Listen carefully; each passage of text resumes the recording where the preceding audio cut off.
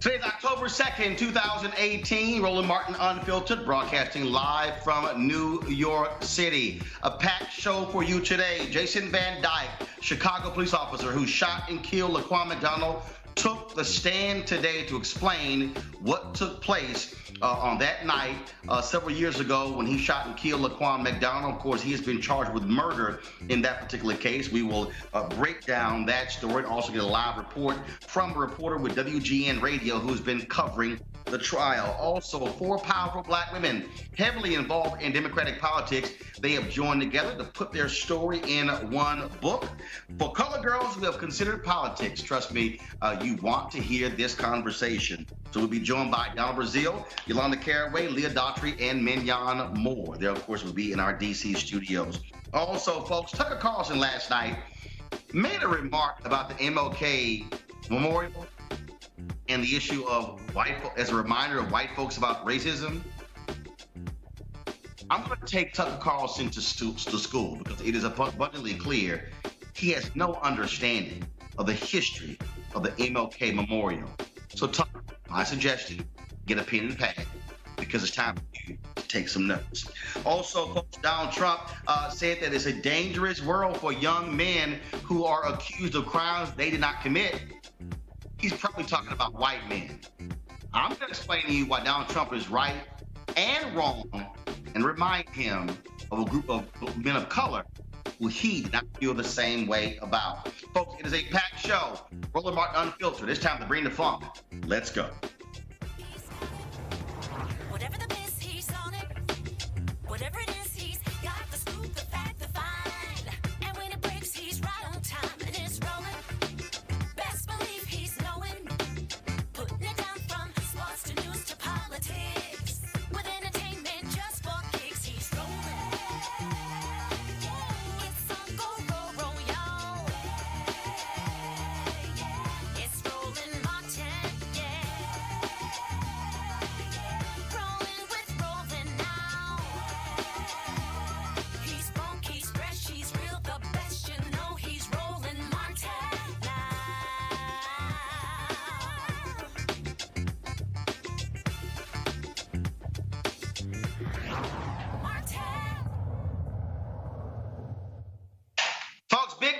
Chicago, as Jason Van Dyke, the Chicago police officer who shot and killed Laquan McDonald, took the stand in his own defense.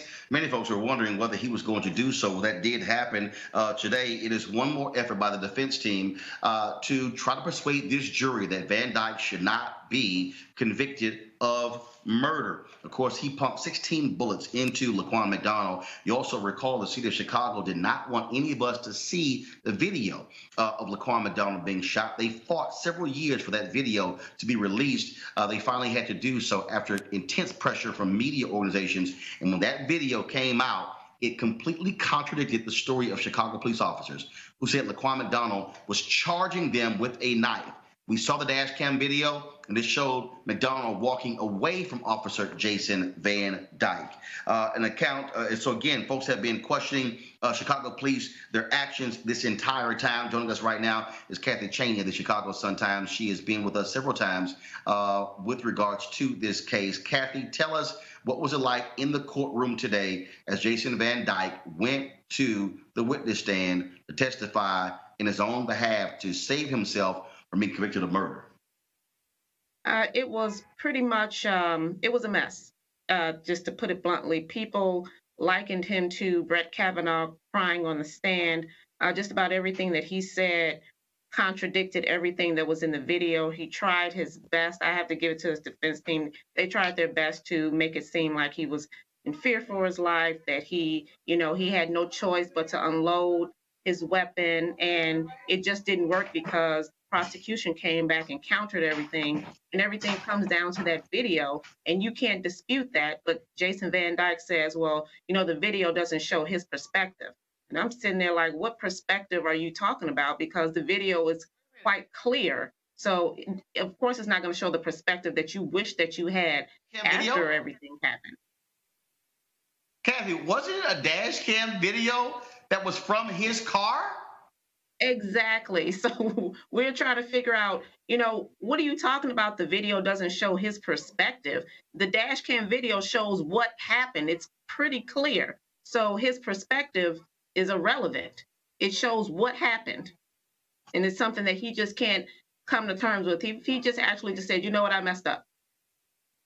I think people have been like, okay, at least you admitted that. But his perspective, the dash cam video, pretty clear, cut, dry, black, white, simple, completely simple. You can't dispute it. Kathy, describe for us the scene in the courtroom. Obviously, you had Chicago cops there in support of Van Dyke. Folks, the family and the community on the Laquan McDonald side, how did they react to what took place?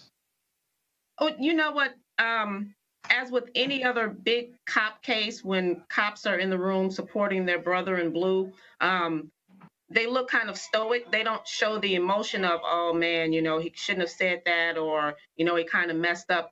They put on a united front. So that's all that you will ever see, when cops are in the courtroom or outside, in support of one of their own that's on the stand testifying, that's in, a lot of trouble. So you can't read the emotions. They will never give you the satisfaction of them saying, oh man, he messed up or something like that. They won't give you that satisfaction at all. Where we go now, obviously he's testified. Has the defense rested, or will they expect to rest tomorrow? They're expected to rest tomorrow. Like pretty much all of the arguments are over today.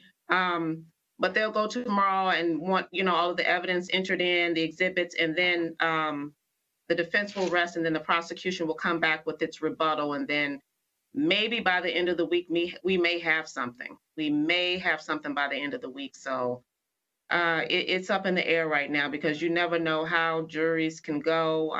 The makeup of this jury is pretty white. So we don't know. It's kind of scary right now. And Father Michael Flager from St. Sabina, he said the other day that if Van Dyke is acquitted, he's calling for a shutdown on the whole city. He's like, he doesn't want kids to go to school. He wants stores to close. He wants peaceful protests, but he wants the city shut down if Van Dyke is acquitted, and he's not playing. And he's getting growing support for that. And last question for you, what exactly is the makeup of this jury? It is one African-American. I believe there are 2 or 3 Latinos, 1 Asian, and everyone else is white. So it's quite telling. It's quite telling of how the jury makeup is. And it's another reason why a lot of people think that he opted for a jury trial instead of a bench trial because of the makeup of the jury. Looks like it's skewing largely in his favor. I do have, again, just one more question. When you mentioned the prosecution will offer their rebuttal, obviously when he took the stand, they went right after him. What do you expect them to focus on in their rebuttal? Because based upon all accounts, the defense team was just flailing away even in their entire defense. Oh, absolutely. So, what we are trying to figure out what the rebuttal of the prosecution will be, but it will largely rest on what the defense says tomorrow in their closing arguments. So we're really hoping to see what they say about that, because everything that Van Dyke said on the stand today, the prosecution came back and said, okay, didn't you say this happened? Oh, I don't remember. Then he's dabbing away tears. And we're like, really? Come on, stop it. So hopefully we'll know more about what the prosecution's rebuttal will be after we hear closing arguments tomorrow. All right, then, Kathy Chaney, Chicago Sun-Times, we certainly appreciate it. Thank you so very much. Thank you. Folks, politics is a very difficult sport, if you will. It has its ups and downs, wins and losses. Well, my next four guests, they know exactly what that is like, but they also have a very unique perspective, being four Black women being at the center of Democratic politics over the last 30-some-odd years. Many of them started very young, and of course now they are, I won't call them seasoned saints, but they have been, that's what we call them in the church. As folks get older, they're still involved in politics, and they have a very unique story. And a new book is out, of course, that details their story, and it's called For Colored Girls Who Have Considered Politics. And of course, the four of them joining us right now. Donna Brazil, she's a political analyst, also former chair of the Democratic National Committee. Yolanda Caraway is the founder and CEO of the consulting group, the Caraway Group. Also, Leah Daughtry, a political activist and former chair and CEO of the Democratic National Convention. And Mignon Moore, one of the founders of Women Building for the Future. She heads the local and state practices for the Dewey Square Group. They join us all right now. How y'all doing? Hey. Great. Hey, man. Hey, Roland. So first of all, yes. How you doing?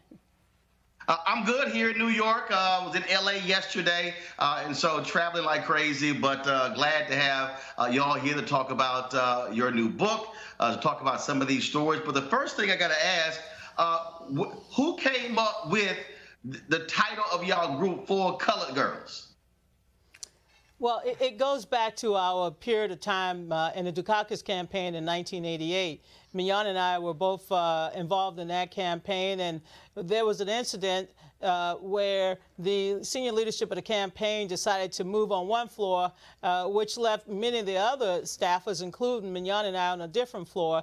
That evening, after cocktail hour, we went up to the quote-unquote the upper chamber and decided to turn a very important conference room into a meeting room, and we called it For Colored Girls. And underneath we said, we shall not be moved. So that's how it began, and the rest, as they say, is a little bit of recent history as well.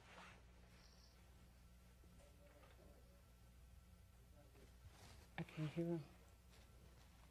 Did I lose him? We can't hear you.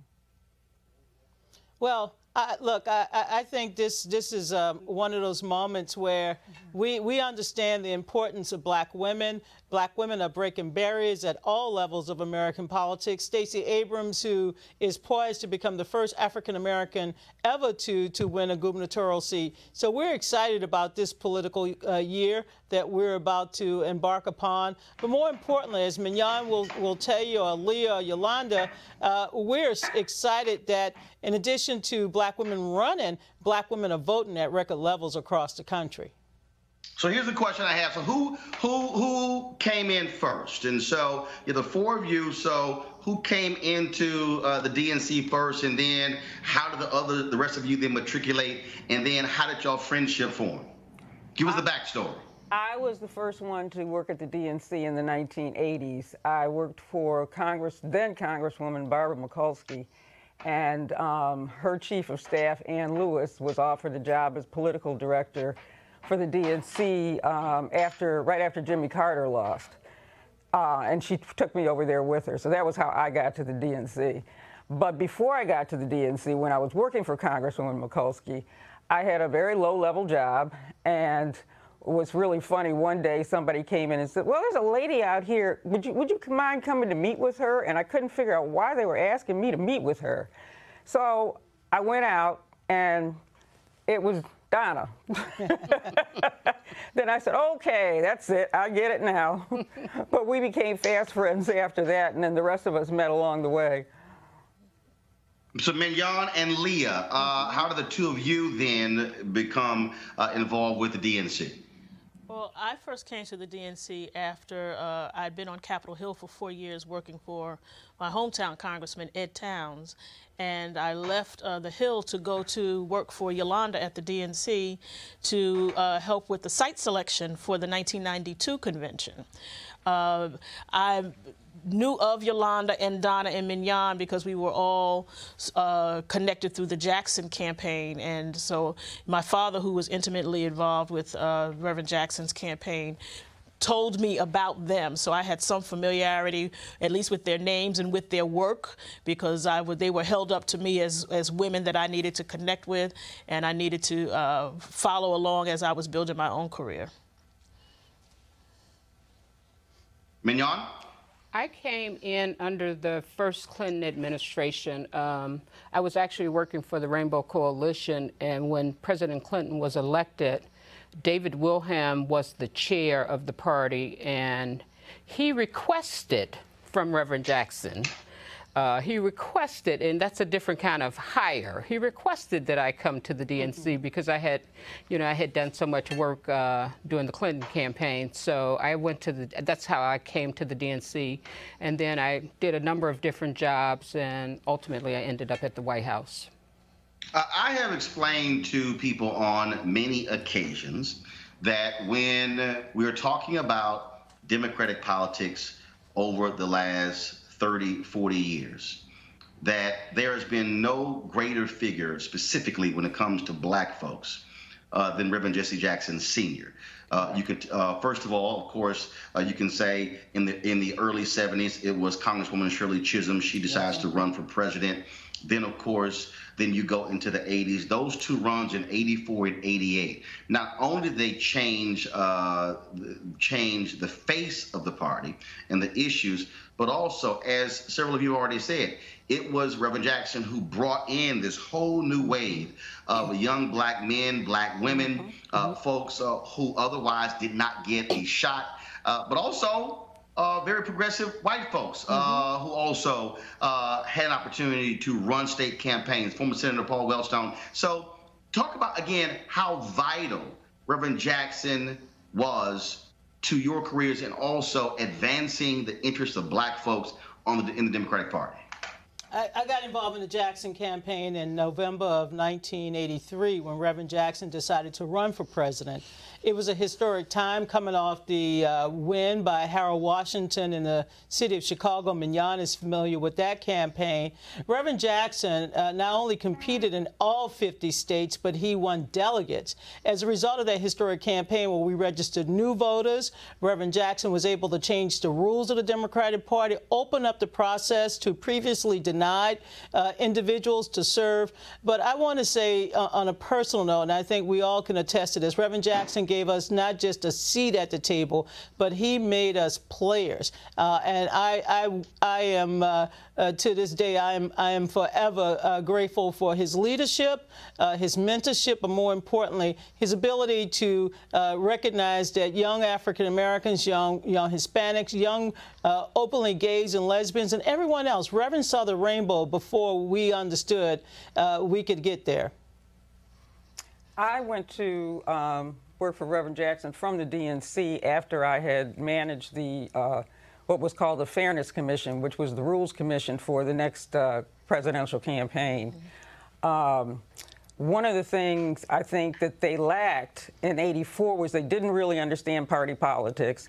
They didn't understand the rules. So he was determined this time to bring in people who knew how to deal with all of this, and it made such a huge difference. I mean, you know, Jesse, you look back, and he almost won.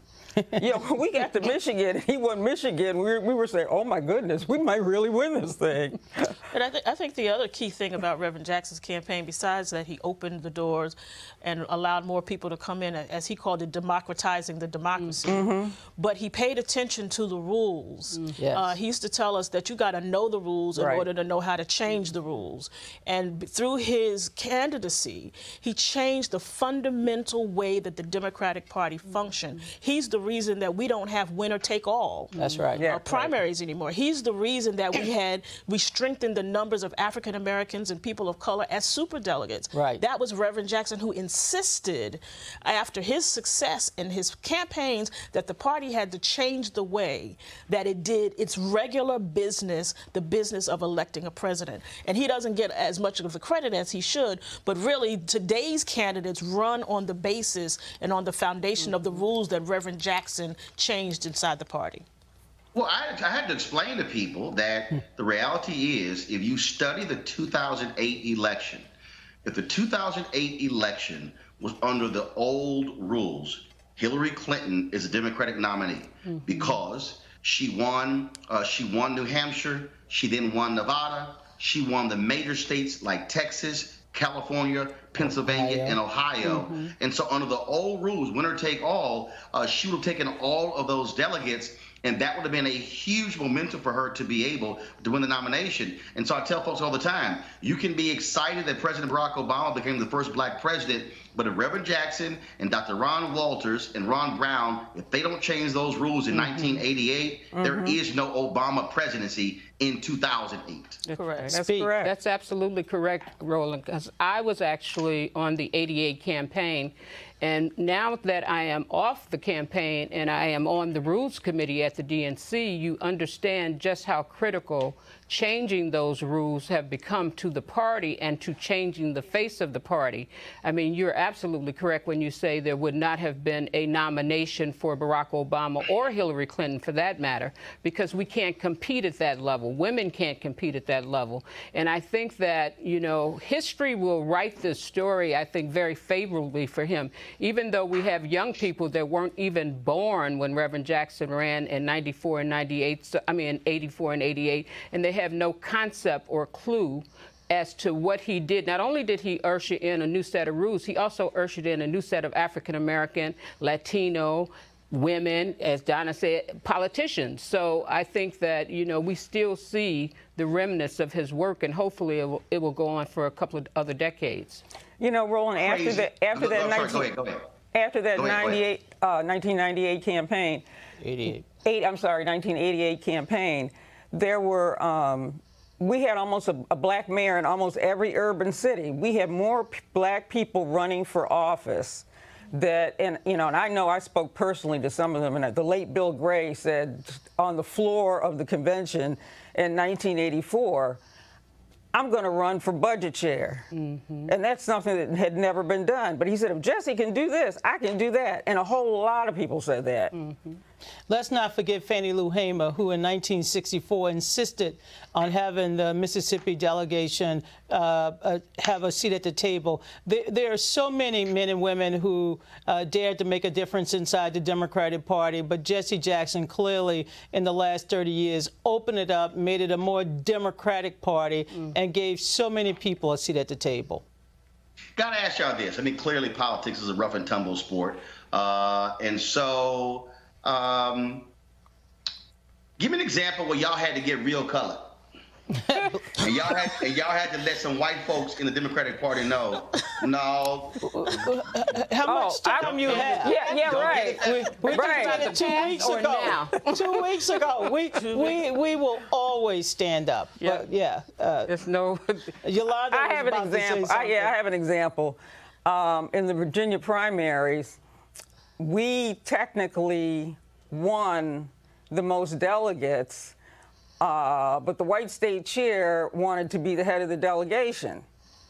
And, you know, I had worked for the DNC, so everybody knew me, and now I was working for Jesse, so I in another hat. He wanted to be the head of the delegation so badly, but we would not say, we won. It's ours. We're going to be the head of the delegation. Well, and speaking of Virginia, I mean, when the Lieutenant Governor, Justin Fairfax, they wanted him to sign a piece of paper saying that he would not run again. They wouldn't put his name on the flyers, and we protested that. We have never been what you would call the silent troopers. We have been the political warriors and people who cared to make a difference. We believe in service, and we believe in our people and the cause of justice and equality for all. Roland, we believe in disturbing the comfortable. That's what we believe. That's true, yes. And I'll give you an example from when Ron Brown was chair. We had some state party chairs who were not happy that a black man was the chair of the Democratic National Committee. And there was one in particular, and I talk about it in the book, the state chair of Alabama, who told Ron Brown he was not welcome in the state of Alabama, which of course meant that we were going to Alabama and having a fundraiser anyway. And we did that. We had to find someone who was bold enough to host it, and I was responsible for putting that fundraiser together. And in the end, we exceeded our goals. Ron Brown came in there like Grant went through Richmond, and we had a wonderful fundraiser. And at the end, the state party chair of Alabama rolled himself up to the site and asked for admittance. And I told the chair, "What do you want to do?" He said, "Let him in." And we let him in, and Ron was very gracious. But we never had any more trouble out of the state chairs after that incident. A former chair decided that they wanted to put on a quote-unquote a staff list, and we saw that it included only black staffers, and we protested that, and we saved their jobs. So whether it's in the political realm when people are running for office or internally with the staff at the DNC, we care about the party, we care about democracy, and we care about our country. 2004, Senator John Kerry, he is the Democratic nominee. And my understanding is that, now this probably might get a little messy here in the black people space, that he had decided that he was going to choose Kwesi Mfume to give the keynote address, this major speech. And of course, Kwesi Mfume was going to launch his Senate bid from Maryland. And I understand that 4 colored women went to John Kerry and said, "You know what? You really ought to pick this guy out of Illinois to give that keynote speech." That was Mignon can probably attest to that, because I credit Mignon with introducing us to Barack Obama, and I guess she might credit Hillary Clinton of introducing her to Barack Obama, but she's from Illinois, so I'll pass the mic to Mignon. Well, I don't want you to believe that it was Kwesi versus Barack Obama. In fact, the story is actually a little bit different. In fact, they were looking for someone that would not actually agitate the CBC. They could, I mean, you could pick a Kwesi and he would have been fabulous, but then you could have picked any number of the Congressional Black Caucus members. So we came up with, well, you know, he's going to be the next senator, the first. I mean, we hadn't had a senator in a long time. Since Carroll. Yeah, since Carroll in the state, in the Senate, and so that's how he became. That's how his name got into the mix. Alexis Herman and Bill Lynch were also very important in that decision-making process. So it's safe to say that President Barack Obama, he owes a whole lot of black folks, including y'all, for making that possible, because that's what vaulted him on the national stage and paved the way for that 2008 run. I'm sure he would credit his talent and the people of Illinois who elected him, but we sisters here, we also believed in him, and we wanted to see this young politician move forward in American politics, and so we did recommend him highly. Can I ask you this here? When you look at what's happening right now, mainstream media, white folks, they were like, "Oh my God, look what happened in Alabama.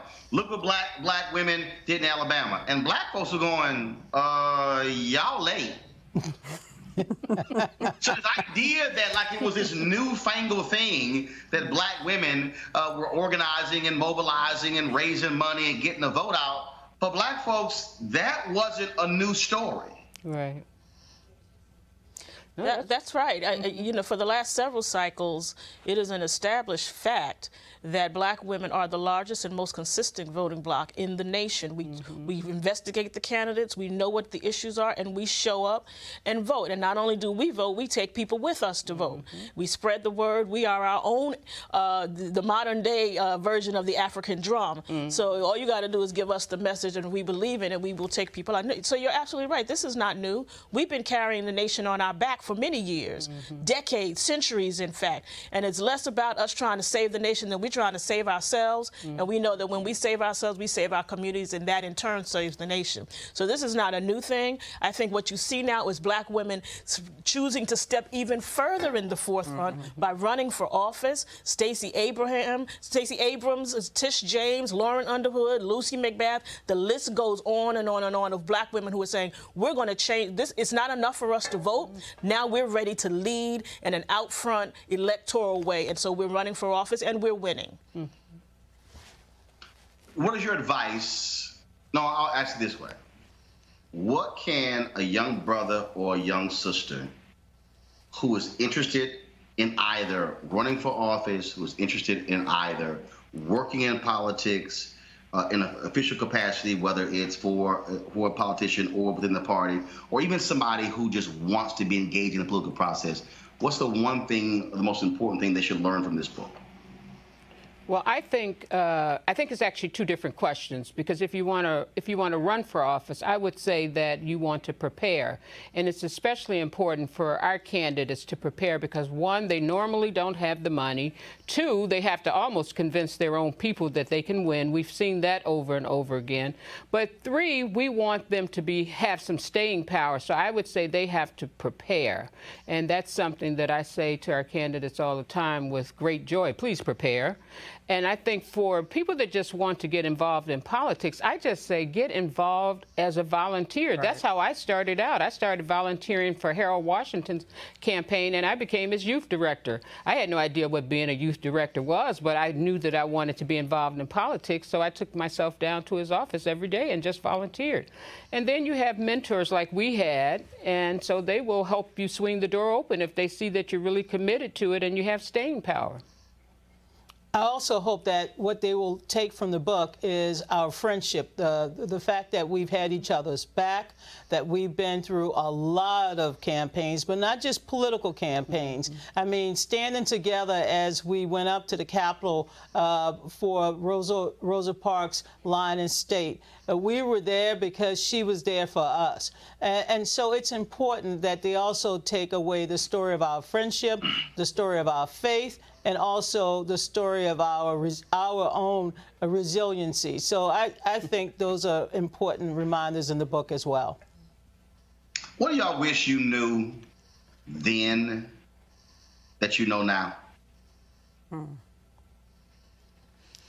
Well, Leah always she's the preacher in the bunch, so I think she the bunch. She's a preacher. I'm the sinner in need of preaching and some other things. You know, I think I wish I'd known when I was younger that I wish I'd taken more chances. If I could talk back to my 20-year-old self, I'd say be brave, be braver. You are stronger, smarter than you think you are, than you know you are. And so take some chances, step out there, push a little. I mean, I was already bossy. I'm the oldest of 4. So, you know, I don't have a problem telling people what to do, but I tried to temper that some when I was younger, and I wish I hadn't. I wish I'd been a little more strident in my youth. And if I had any idea what I'd be able to achieve I probably wouldn't have believed it, but you know that's how God works. He never shows you the whole picture because you go screaming into the night. So I wish I had. If I could talk back to my 20-year-olds, I said, be brave. You're smarter than you know. Yeah. Well, I would talk back to that kid 10 years ago, Roland, when Barack Obama was elected. I think I had no idea this country would face such a severe backlash, and we would go back to even a time that many of us never saw as children growing up. We should have been better prepared in 2008 for what was to come after electing our first African-American president. So I would go back into that era to make sure that we could have put down some more structural, what I call some structural pillars that could have helped us through this this period of disruption and chaos that we're now experiencing. And to add on to what Donna said, I think we just we went to sleep at the wheel. You know, we were comfortable and happy. We had our president, and you know, I guess everybody said, okay, you got your 40 acres and the mules, so this is it. And we got lazy, and we didn't know what was going on in the rest of the country with other people. Well, I damn sure tried to remind some folks. Oh yeah, I know you did. You still reminding people, Roland. You sure did. And thank you for your leadership and your friendship. Well, I appreciate that. We'll keep pushing that. Last question before I go to my panel, and this is very simple. There's somebody watching who is saying, okay, the four of y'all done what y'all supposed to do, now get out of the way. How do you deal with that when people say that, let the next generation come in, there's no place for you? I got that question this weekend when I was in Texas. Somebody asked me that question, and I made the point that I said, there's a place for young and old, there's a place for middle age, younger age. But how would you answer that when if someone says the four of you, y'all should just ride off into the sunset and let somebody else do the work? How would you answer that? I say to these young people, the leadership line is short. I don't know who's in your way. Just get in the line. If you don't want to get in line, lead the line. But I can assure you, if you just step out there, you will have your place, whatever that place you think it is. Just you worry about you. Let us worry about us. But you worry about you. And I also tell them to learn their history, because if you learn your history, you won't be so quick to try to dismantle your history, because we believe history is unbroken continuity.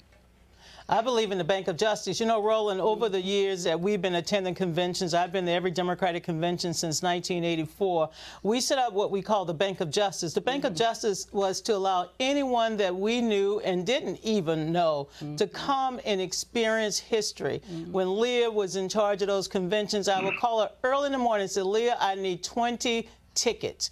And I didn't know where she came up. Mignon, I need 10. And then we would hustle and find more, because we knew at the end of the day somebody would show up without a ticket because they wanted to witness history. So I tell my young students and I tell my friends, come on in, the Bank of Justice, we're still looking for more tellers. And I'd say, Roland, you know, the scripture says he calls the young because they're strong, and he calls the old because they know the way. At this point in our community and our people's history, we don't have anybody to waste. And we don't have any time to waste. We don't have time to waste by moving people who know the way off the scene. And we don't have people to waste by saying that certain set of folks, because of their age, because of their geography, are not valuable to our people's struggle for self-determination and justice. Everybody needs to be at the table. We need all comers, all towns. If you're willing to work, come to the table. Let's go. Our people have needs, and we are in a position to help them be fulfilled. And I frankly learned as much from the young people as I think they learned from me. I mean, we really gather from each other. Hey, Roland, the other day I was called the OG. I had to turn around and ask Yolanda and Leah, what's an OG? So I'm proud they called me an OG. I was proud I knew what an OG was. Me too. I'm still trying to figure it out. Y'all got it wrong. They're supposed to call y'all OCG, Old Color Girl. Well, we're OCGs. OCG, hashtag OCGs. Right. Thank you, Roland. The book is called For Color Girls Who Have Considered Politics. Donna Brazile, Yolanda Caraway, Leah Daughtry, Mignon Moore. We certainly appreciate you being on Roland Martin Unfiltered. Thanks a lot. Thank you so much. All right, folks, be sure to get the book. Gonna go to a break. When I come back, I'm gonna deal with Tucker Carlson and his whole white nationalism and how he has no clue about how the hell the King Memorial actually started. I'll be back on Roland Martin Unfiltered. Y'all might want to buckle up.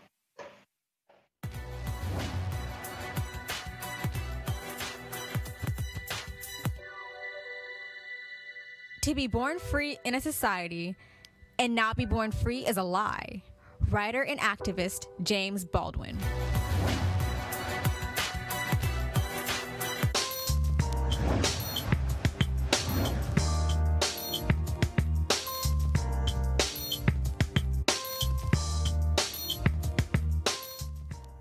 All right, folks, over the weekend, I was in Dallas for the Prairie View Grambling State Fair Classic game.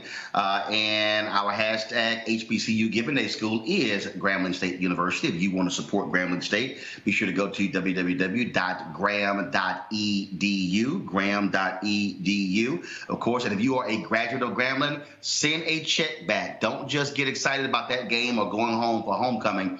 It's important that we also financially fund our institutions to ensure they are there. Folks, Tucker Carlson, of course, was on Fox News, and for the last several months, he has really picked up the mantle of Bill O'Reilly, and he has been caping for all of the aggrieved white men in America. Well, last night they were having a conversation about Brett Kavanaugh, and this issue came up, and he made this point about the issue of race. And then he decided to bring up the MLK Memorial for some reason. Watch this. Democrats aren't looking for justice here. They want a revolution. For 60 years, they have been telling us that it is immoral to judge people by their skin color. And they were right about that, absolutely right. They put up a monument to Martin Luther King on the National Mall just in case we forgot. Okay, I want you to play that again, because I want you to hear it again. Democrats aren't looking for justice here. They want a revolution. For 60 years, they have been telling us that it is immoral to judge people by their skin color. And they were right about that, absolutely right. They put up a monument to Martin Luther King on the National Mall just in case we forgot. Really? So Democrats, white progressives, put up a memorial to Dr. King to remind folks about this issue. Really, Tucker? Are you that idiotic and clueless? Do you even have anybody over at Fox News who has the ability to actually research before you open your mouth? For somebody who is the son of a journalist, somebody who is supposedly so talented and so smart and this amazing writer, it's just stunning how oftentimes you say stuff without any understanding of basic fundamental research. Let me help you out, Tucker. Do you know who actually started the idea of the MLK Memorial? It wasn't Democrats. It wasn't white folks. It was Alpha Phi Alpha Fraternity Incorporated, the fraternity Dr. King was a member in. In fact, early on, shortly after his death, conversations began about needing some sort of national memorial for Dr. King. But if you look at the Washington Post story from August 25th, 2011, Tucker, you will discover that the idea really began at a dining room table at a home in Silver Spring, Maryland, not far from where you do your show every single night. It was a group of alpha men who sat around the table who said, we should honor Dr. King with a memorial on the National Mall. That's where the idea, Tucker, started. And it didn't just start there. Alphas led that whole effort. Even Harry Johnson, who became the chair of the MLK Memorial Foundation, former general president of Alpha Phi Alpha. The $120 million that was raised, that was led by alphas, bringing in others, other fraternities and sororities, other individuals. That's where it came from. And Tucker, you and your whole aggrieved white male attitude, frankly, is getting really tiring, because the reality is you have nothing to be aggrieved about. The memorial to Dr. King wasn't even just about Dr. King. The memorial to Dr. King, he served as the symbol of the entire Black freedom movement. Tucker, why don't you actually go listen to his Nobel Prize winning speech, where he said in his speech, he said he accepted the Nobel Peace Prize on behalf of the entire movement. That's what he said. And so when we look at that memorial, it's not just for Dr. King. It's for Fannie Lou Hamer, Septima Clark. It's for Dorothy Cotton. It's for Hosea Williams and Fred Shuttlesworth and Reverend Jackson and Reverend Andrew Young, and E.D. Nixon, and the list goes on and on and on. We could name a litany of civil rights leaders. That's what it's for. It's for those foot soldiers in Selma. It's for the folks who were beaten in Birmingham. It's for those. It's for a white pastor, James Reed, who was killed in Selma. It's for all of those individuals, Tucker, who forced America to be the nation it said it's supposed to be. See, there's a reason, Tucker, it's on the National Mall. Because in America, we hail Abraham Lincoln, and we hail Franklin Delano Roosevelt, and we hail Thomas Jefferson, and we hail all of these figures. But it took Dr. King and others, as he said, to redeem the soul of America, to force America to say, you're going to be the nation in reality that you are on paper. That's why the memorial is there. And see, I know it's rough for guys like you, Tucker. I know it's rough for you to have to drive by every single day and to see this monument to this black man. See, I know it's real difficult because the reality is this here. The monument is a reminder about the reality of race in America.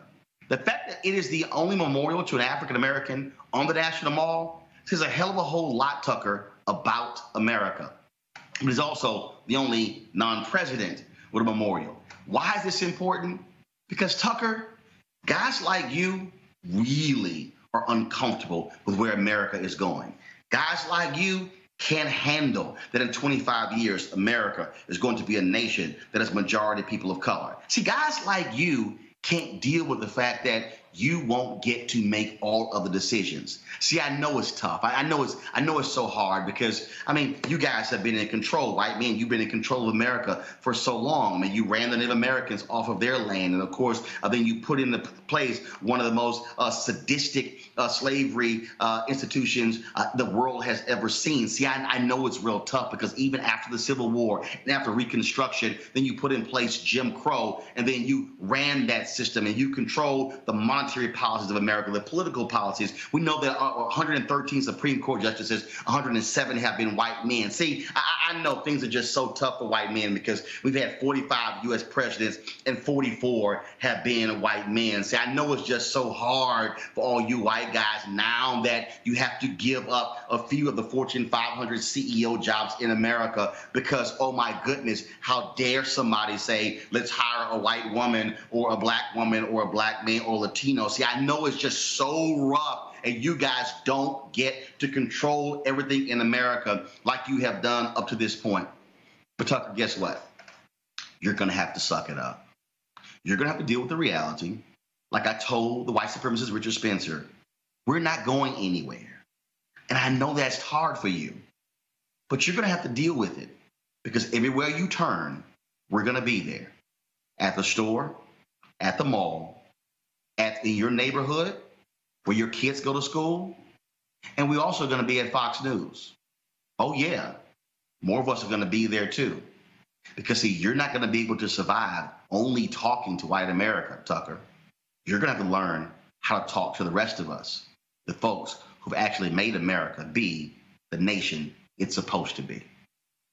Going to a break. When we come back, I'll have my panel. We'll talk about Donald Trump saying how tough things are for young men today. He wasn't talking about us. He was talking about young white men who've been accused of crimes as he was trying to defend Brett Kavanaugh. So we'll have that next on Roland Martin Unfiltered. And so looking forward to that conversation. Spencer Overton will be joining us, Joint Center for Political and Economic Studies. Also, we'll have Liz. We just call her Liz. I'm going to call her Lizzie. So we'll have Liz Copeland will be with us as well. And so let me do this here again. Let me go to this break. I'll do the reset, and then we'll come back and we'll talk about Donald Trump saying how tough things are for young men in America. This is Roland Martin Unfiltered.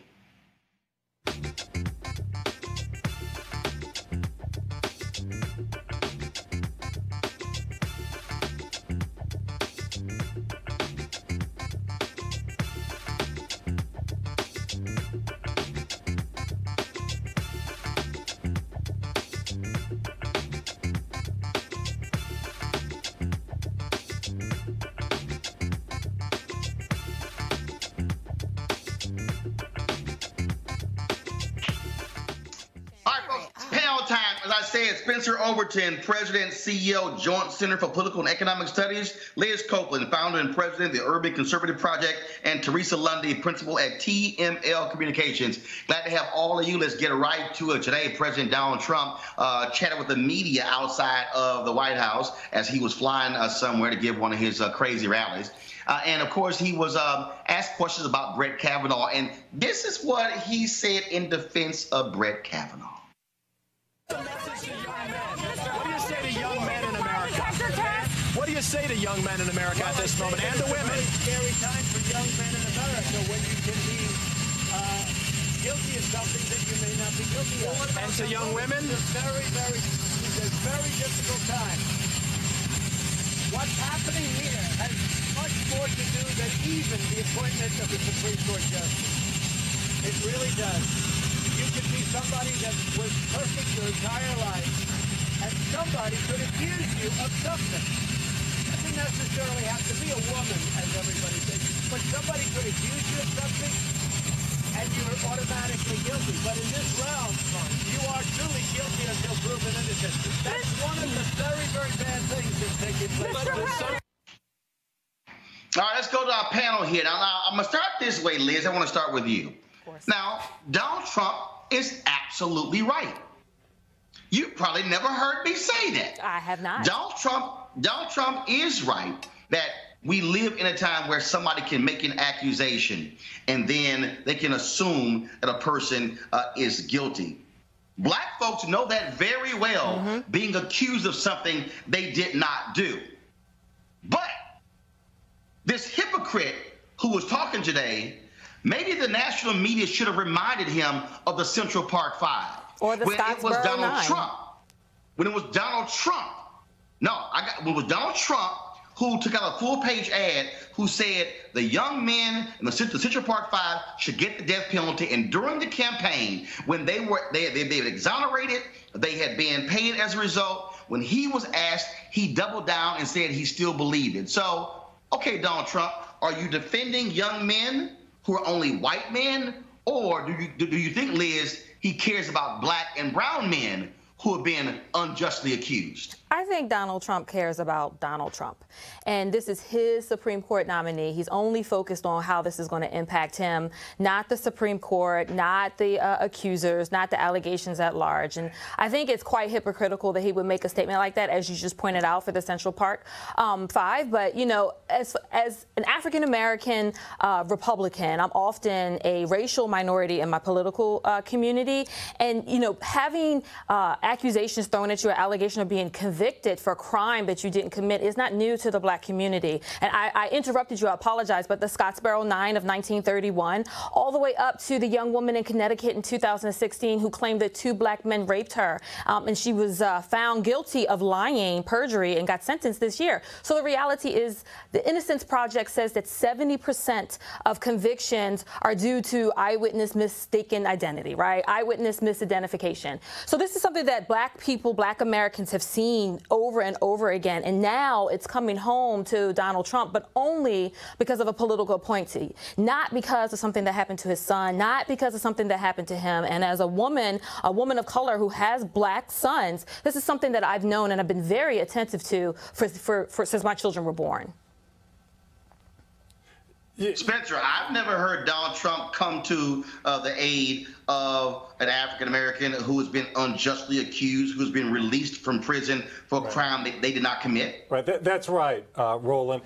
You know, a 15-year-old black boy, right, has to be perfect when he goes around the police and encounters authorities. But a 53-year-old Brett Kavanaugh gets to ask U.S. senators, did they black out? It's a double standard. He doesn't have the temperament. He doesn't have the integrity to serve on the Supreme Court. Teresa?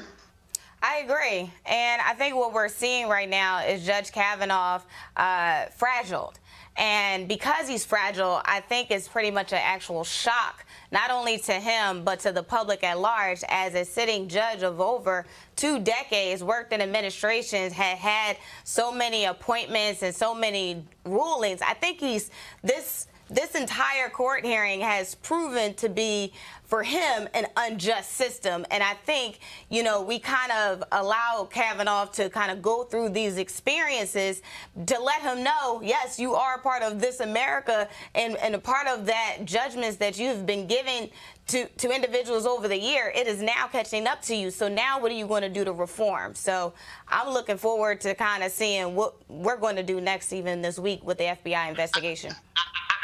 I am just absolutely amused by all the white men who are just all of a sudden just aghast at being accused of something, and being accused of sexual assault, being accused of being drunk. But now all of a sudden we have more and more people. Now you have a police report coming out about him getting into a bar fight and him being drunk. And again, I mean, it has been very amusing watching these white men who are just, oh my God. I mean, how dare you? You know, he went to the private school, went to the Jesuit school, and went to Yale, and at least worked his tail off, all that sort of stuff. And it's like, how dare you challenge me? Right. I mean, that's really what this is. How dare you even question me? I'm a white man. Yeah, it's this sense of entitlement that is there, Roland. And, you know, they try to blame it like it's some big conspiracy. Oh, it's the Clinton conspiracy here. You know, the Clintons didn't prevent Brett Kavanaugh from taking a lie detector test. The Clintons didn't prevent Mark Judge from coming forward and testifying under oath. There's not a conspiracy here. There's a sense of entitlement. And let's be clear, Liz and Teresa. Christine Ford, she makes her allegations. Part of the issue when you make allegations against somebody, it's a question of the credibility of your story. We are now seeing the number of people who are coming out and telling their story. John Dickerson of CBS, as a result of this, his wife told him about being sexually assaulted, and she didn't report to the police. Kirsten Powers just revealed for the first time when she was 15 years old, being sexually assaulted, and some things being put in her drinks, and waking up with a man on top of her and her shirt unbuttoned. Even Melanie Campbell, when we were doing our show from the Spirit of Democracy Awards, talked for the first time publicly about her being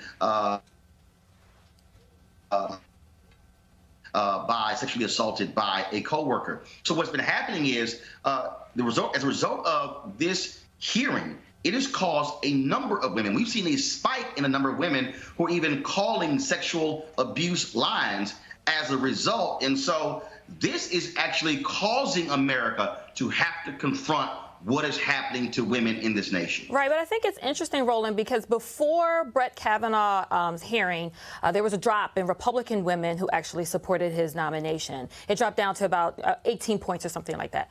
After his hearing, skyrocketed back up to 70% of Republican women still support the nomination of Brett Kavanaugh. And if I would be so bold to remind the viewers that after the Access Hollywood tapes, Republican women supported Donald Trump in large, and even after Roy Moore, who was accused of molestation and stalking of teenage girls in malls, Republican women still in droves came out to support them. So, you know, as a Republican, I'm looking around, and I know women who have shared with me in private what has occurred to them growing up as, you know, teenagers. And so this issue about sexual assault is highly sensitive, and I'm very attuned to it as a woman and as a woman of color.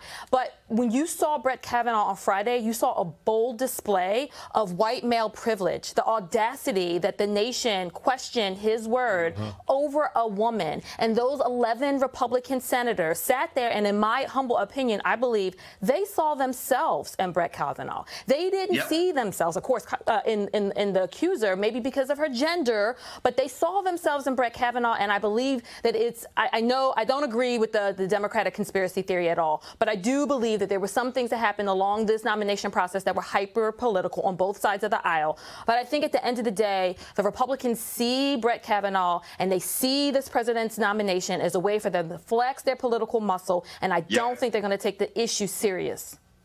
All right, I got to go to our next topic. Eric Reed is back in the NFL. He was one of the NFL players who kneeled alongside Colin Kaepernick. In fact, he was the first one to join Colin Kaepernick.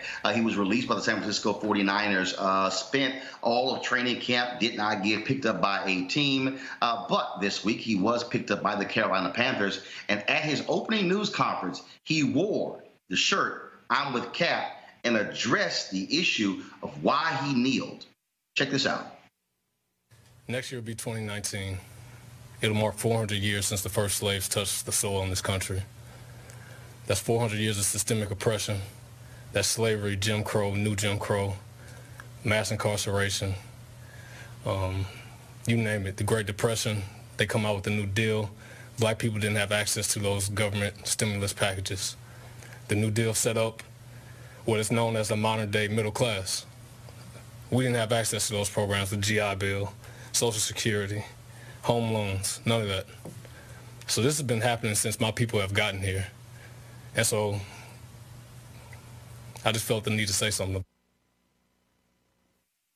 Teresa, I love the history lesson Eric Reed gave to largely sports journalists who have gone alongside this silly narrative of Donald Trump of saying, well, it's all about the flag or the national anthem. I think even in that short bite there, folks were educated. And he said he is still going to find other ways to express himself. He may not kneel, but he said the Carolina Panthers also did not ask him not to kneel in order for them to sign him. Absolutely. I think Eric Reed did what every athlete, entertainer, and musician is now doing with their platforms. They're not only using their voices to entertain, they're not using their bodies to perform. What they're doing now is actually putting themselves in position to actually impact. So as the Trump administration is actually removing the education and the history lessons from our curriculum, what Eric has proven amongst everybody else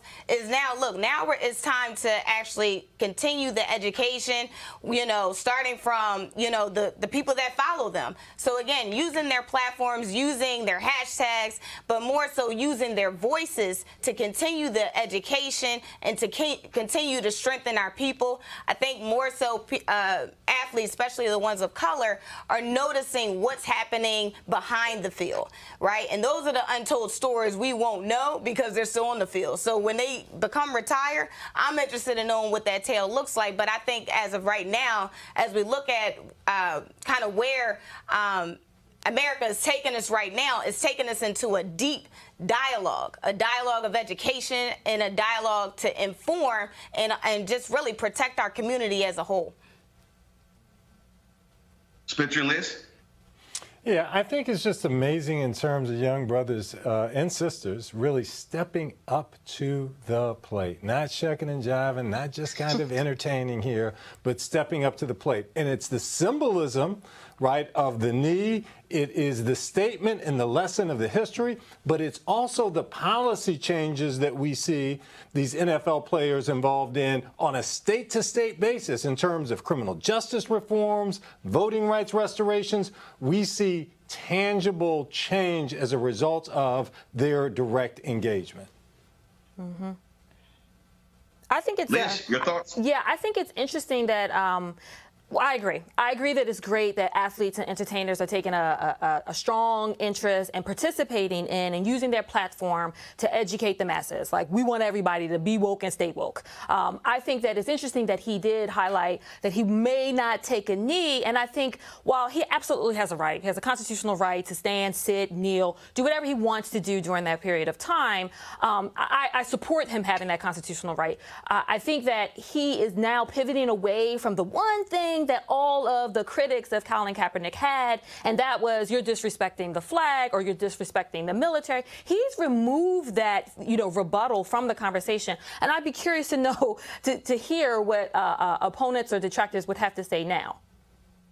Well, trust me, they will be running their miles. Before I go to my next piece here, Spencer, you have an event coming up, right? I do. Thanks so much for asking. It will be at Wayne State Law School on Friday at 7:30. We're going to talk about racial equity and the future of work at the Damon J. Keith Center. I was fortunate enough to clerk for Judge Keith, and I'm excited to go back home to Detroit and talk about future of work and racial equity. How can we make a Wakanda in Detroit, in Gary, in Baltimore, in Atlanta, and in the black belt of the American South? All right, then. All right, folks, so here's the deal. Yesterday, I was in Los Angeles, and I was there for a surprise 70th birthday party for a avid fan of mine. Her daughter, Sean Nance, hit me up and said that her mom is a ridiculous fan of mine, watching me at CNN, watching to watch on TV One, News One Now, and then, of course, she watches the digital show as well. And so Sean has thrown through a week-long birthday party for her mom. It began on Thursday. Last night, we were at Nobu in Malibu, and this what happened. All right, folks, so we have finished dinner here at Nobu here on October, what is it, 1st? It's 1st? Okay, all the days run together because all the cities I've been in. So October 1st. And so, of course, we have the birthday girl herself, 70 years old. She didn't want everybody to hear the 70 part, but it's real. So then, of course, got to thank Sean for calling and inviting me, coming out to celebrate birthday. It was, yes, she was indeed surprised, was shocked, was totally floored by it. So.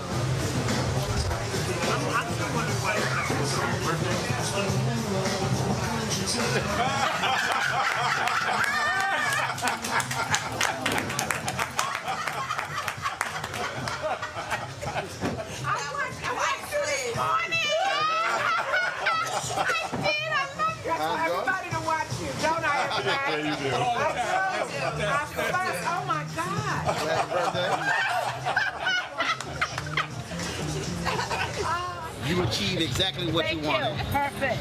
Yes. Perfect. Yes, because she said, trust me, she's going to be absolutely shocked. She's going to fall out. Hopefully she don't bump her head by falling out. How you do that?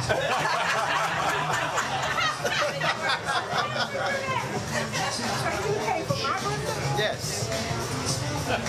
Wow. I don't know what she said. I am floored. And so, were you surprised? I couldn't have asked for anything more. It was a special birthday. Well, I appreciate you being a huge fan, watching the show, and telling everybody else to watch the show as well. Watch. Even my office, that's all we watch. Roland Martin. All right, then. So happy 7th birthday to Ms. Shelton. Hope you guys enjoyed. Of course, that they have other events going on today as well. And so it was a great night. I sat next to her husband, who's also an alpha man, and spent nearly 3 hours having dinner with him and great conversation. So it was a great surprise. So, Sean, good job shocking your mother. All right, folks, don't forget, be like Ms. Shelton, support this show, support Roland Martin Unfiltered, watch the show, tell others to do so as well. We also want you to join our Bring the Funk fan club, so you can go to RolandMartinUnfiltered.com. You can actually sign up to be a part of our fan club. Our goal is very simple, to get 20,000 of our fans to contribute an average of $50 each over the course of a year in order for us to make this thing possible. And so we've had a number of folks sign up thus far, but we want you to join us as well. Spread the word. You can join up multiple ways, of course, PayPal, Square, and my man Keenan, he said there's another way. The Cash App. That's also now on the website as well. And so so you can use a debit card, credit card, PayPal, all those different ways. We want to make this thing happen, and so we're looking forward to it.